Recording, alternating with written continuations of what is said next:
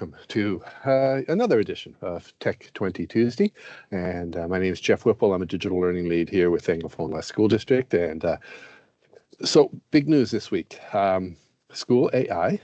So it's one of the 7 or 8 approved platforms that we've got in the district for AI, has been approved for use by it's been approved for use, but the department just announced and rolled out a full professional license for all teachers in New Brunswick for School AI. So today we're going to take a quick little look at it. We've kind of peeked at it before a little bit, but today we're going to just do a little bit of a deeper dive. We can't do much in 20 minutes, but you will notice that if you roll into School AI, it's single sign-on, and you will have a pro version. So we're going to start with that, and I'm going to pop over to School AI. So when you first wander into the platform, when you go to sign in, now when I click sign up, because I've been in before, it's going to take me right in. But when you click sign in, you're going to sign in with Microsoft, use your NB-Ed credentials, and you will be popping right into this platform. So School AI's got a bunch of different stuff in here. And so we're just going to take a few minutes and sort of look at the different spaces and different tools that are sitting in here. But when you come in, this is the Launchpad. So the Launchpad gives you a great place to start and find so it talks about spaces. There's all kinds of different stuff, and we'll have a quick look at it a little later. Then across the top, we've got spaces. So this is the really interesting tool that School AI has that maybe other AI platforms, even ones that are built for teaching and education, don't have. So it's got some really cool spaces in here, and we're going to show you what those can be used for and how those can be set up. Tools, we'll have a look at it, and you'll notice that it's a lot of the productivity tools, a lot of the things that you can want to do. Then assistance and community. So let's start with the Launchpad. So this is your front page when you come into School AI the first time. Oh, and by the way, your account will be right here. You click on profile, and you'll notice that mine says pro, and yours should as well. If it doesn't, let us know when we'll sort it out. But and School AI is free for teachers. The big thing about pro is that there's no limits on the number of interactions that you can have with students in a particular day, like you do if you're in the free version. And there's a couple of other things as well. But on the Launchpad, you can see that you can come in here. You can come in here and start with some of the tools that are here. So these are the basic ones: lesson plan, worksheet, class newsletter, and we'll take a look at some of the other tools later. You can also chat with some of the assistants, and you'll notice the assistants tab up here, but these are sort of the 3 probably the most common ones that they're getting, and so they're popping up over here. Just a quick link into the assistants tab. And then over here on the resources, there's some places where you can get some PL and learn a little bit more about what AI and what School AI can do for you. Then down at the bottom here, there's the Sidekick. So it's fairly popular. You can give your students a managed access, and so you can set their own AI assistant up for students. Spaces are really the cool things, and we're going to take a little dive into that in a bit. But basically what you can do is you can set up a bot where students can come in, and it can be set up in a number of different ways, but it can basically act as a tutor or a guide for students in a number of different ways. And here you can create your own space. So there are a number of pre-made spaces that have been made by other teachers, other educators. And so you can come in here and search for a space, and then you don't have a lot of, you can then edit it and change it up, remix it as it says, but you can also create your own space based on what you really want to do with your students, very specific. And in here, you can watch what a space is. We're going to go over it a little bit, but I would do that. And then down here, you can notice that I've got some spaces that I've been running over the last few days just for some training sessions and some learning sessions. So you can see that my recent sessions are going to show up down here. So it gives me quick access to it. Coming across, you'll notice that underneath the spaces, we can discover spaces, we can create spaces, and we can manage student sessions. So that's the student interactions on those spaces. And so we're going to come back to that. I really just want to show that right now. In the tools, so the tools, if you've used some of the other platforms like Magic School, you'll notice that there's a lot of different tools in here. These are very specific. They've already been sort of pre-made for you with a worksheet. So you can just put in the data and then generate it, and it's easy. Lesson plan, multiple choice quizzes. There's a text leveler. So if you put in a text, a block of text for any grade level or at a grade level, then you can say, okay, reword this or rewrite this for like a different grade level, either up or down. Oh, excuse me. You can create some rubrics. You can build your own types of documents. So you can see here that there's lots of different pre-made bots or pre-made tasks that are all sitting here ready for you to really jump into. So those are underneath the tools. Underneath the assistants, there's some interesting conversations you can have with a co-teacher. So this allows you to chat with a bot, a co-teacher bot, that you can throw ideas off of and see and have that conversation. And if there's nobody else around, and it can be pretty rich. You can throw some ideas and they'll throw some ideas back.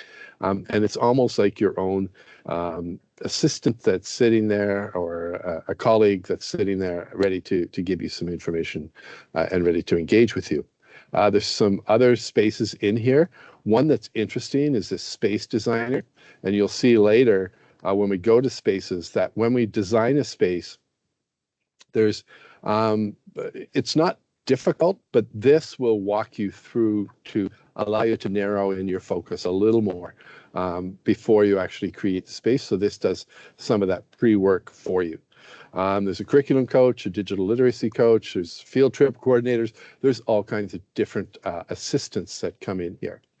And then the community is interesting because this is where you can get some PL. You can learn some more about what is going on in spaces. You can actually even take some courses. There's a level 1 certified educator, a level 2 educator.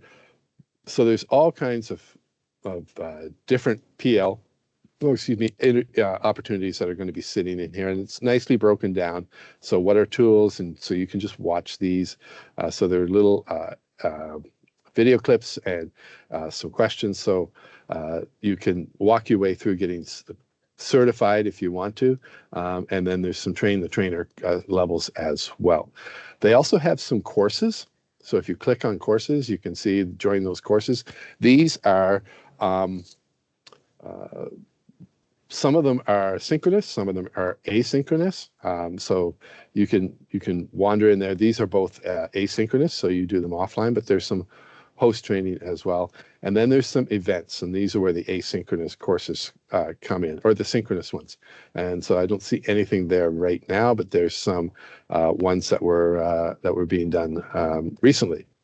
So I'm going to wander on back, click the School AI, and come back to these spaces, because this is where I think the magic happens and what the difference is between this particular tool and some of the other tools that we're seeing that are sort of being developed, both in general AI tools and very specific education ones.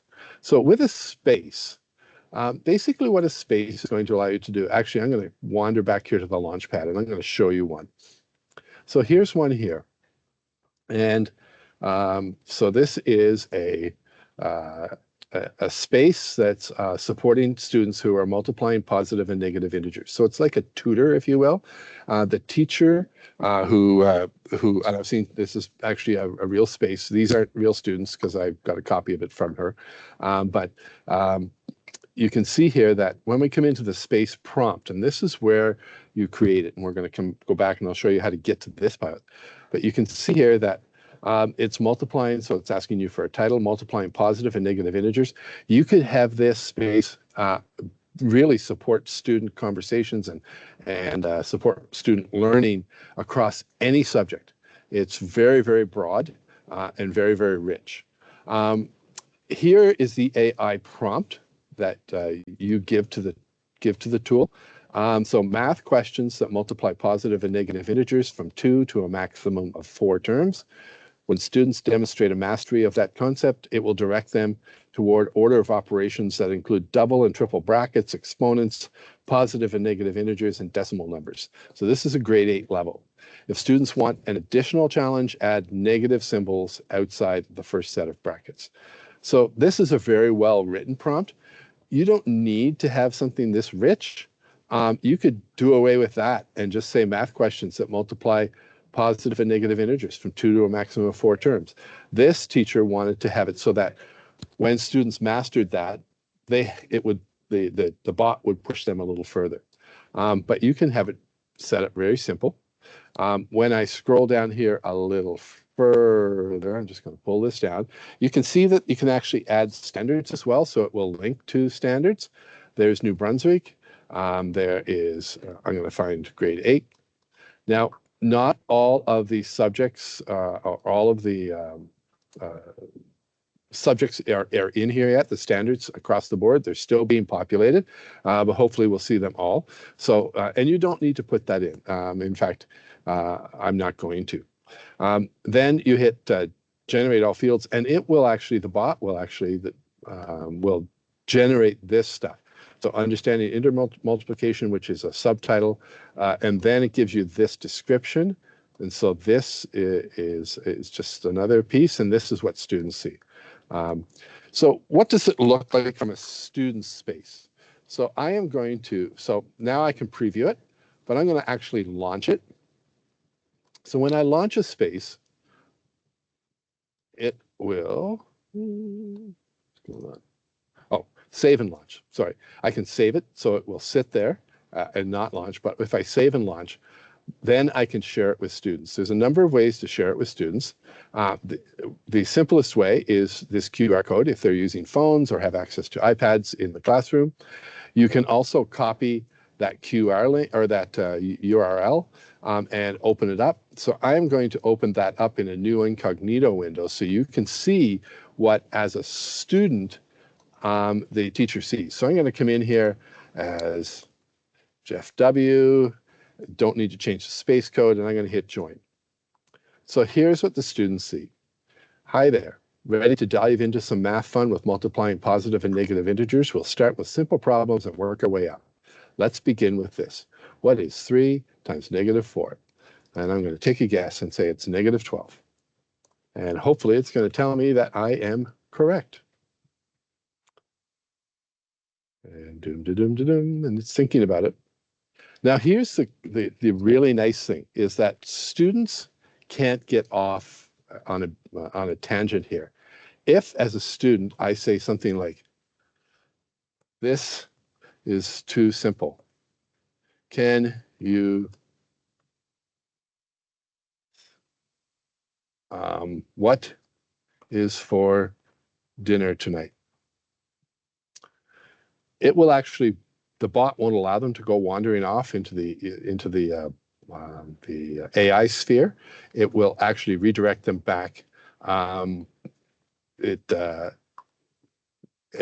bring them back to the conversation at hand, the activity, and it kind of does it with some humor at times as well. But first, 2 times minus 5 times 3 is negative 30. Now let's up the ante. Can you solve minus 2 times 3 times minus 4 times 5? So this is 6, 4 is 24, 96. So I think that's 96 real quick. And we will see. And so this conversation will go on. And as students get a little further along, it will continually, close but not quite. Minus 6 times 24, 20. Okay, I did my math wrong. So, you can see here that the correct answer, and so it will walk them through. So here's the neat thing, is that every student who comes in here gets an individualized experience. That means that depending on how they answer, depending on what their interests are, depending on all kinds of different things and how the bot is feeling or responding to their content that they're giving back, then that student will see something different than another student that's working alongside them. So I'm going to close this back up, and I want to show you a couple of other examples of different bots. You can also see that now that I've started this, it's actually tracking me. So there's my student. So as a teacher, I can come in here and see exactly what's going on here with this student. Student disengaged, needs redirection to focus on activity. So I can come in as a teacher and throw my 2 cents worth in on the conversation. Hey, thanks for trying this out, but stay on task next time. So the student would actually get that message back from the teacher inside of the conversation that they're having with the bot. So that's really interesting, and so you as a teacher can see that. It's great for assessment as well. You can also know that if I pause this, so for instance, there's a couple of things I can do here. I can pause the bot. So if I only want it open during class for a week, then I can open it up and start it for the class. I can pause it at the end of class so the students can't get to it at night. I can also end it, but also know that if I end it, then it's hard to, you can't go back, students can't go back and get into it. So it sits there sort of off in your space. You can continue to see the content, but the students can never access it again. So what other kinds of spaces can we find in here? I'm going to go in here to discover. So discover a space, and let's say I am looking at space. So space ships made by teachers, no results, but I'm going to take off ships and see what else I find. There we go. So I've got a lot of different space here. There's storytelling space. That's because I'm in spaces. So I'm going to go astronauts.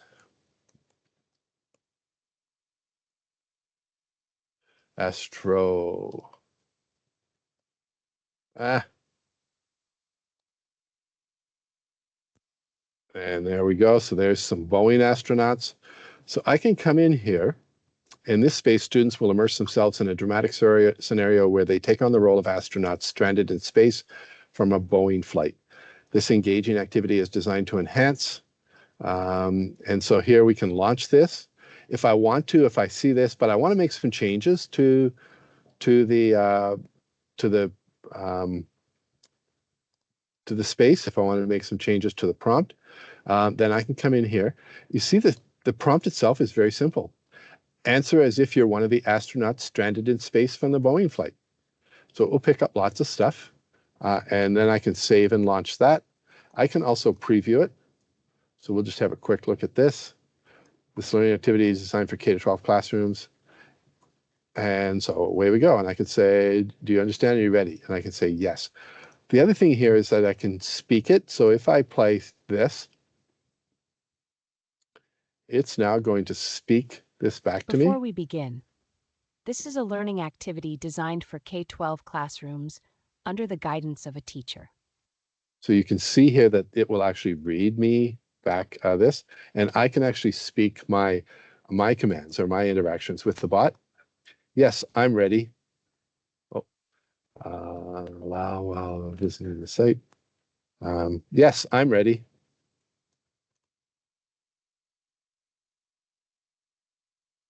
So students can actually interact using audio and voice. So I'm going to come back a little bit and just do the back here. So you can see that I can remix this and bring it in. So I can find a lot of spaces, but it's really made best if you're developing your own that's done with your students in mind.